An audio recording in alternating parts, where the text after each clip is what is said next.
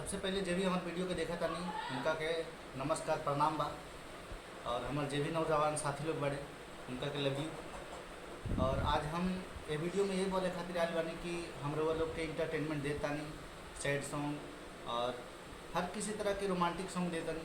तो वो लोग से रिक्वेस्ट बा कि हमारे मनोज राजा ऑफिशियल भोजपुरी चैनल के सब्सक्राइब करी और बेल आइकन प्रेस करी ताकि सबसे पहले वीडियो के नोटिफिकेशन वो लोग के पास जाए।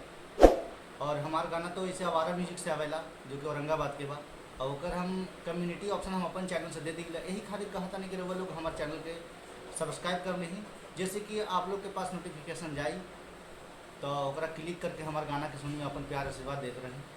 और बस यही रिक्वेस्ट बा हाथ जोड़ के कि आप सब हमारे चैनल के 1 के कंप्लीट करी। अभी 1 के कंप्लीट नहीं खे तो अच्छा नहीं खेलेगा, तो बस कहूँ दिक्कत नहीं खे, जितना बा उतना करी।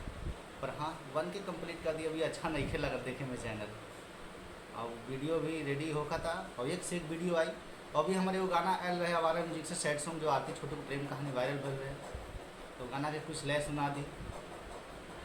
अरे टूट गईले अरमान प्यार बनहिला काहे भगवान, अरे टूट गईले अरमान प्यार बनहिला काहे भगवान, वादा निभाना पैनी छोड़ ऐनी शमशान, छोड़ ऐनी शमशान। अरे टूट गईले अरमान प्यार बनहिला काहे भगवान, काहे बनैला भगवान। तेज से बढ़िया बढ़िया गाना आवत रही, सैड सॉन्ग, रोमांटिक सॉन्ग। अभी गर्दा गर्दा सॉन्ग शूटिंग होगा था, रिकॉर्डिंग होगा था और जल्दी आई। तब तक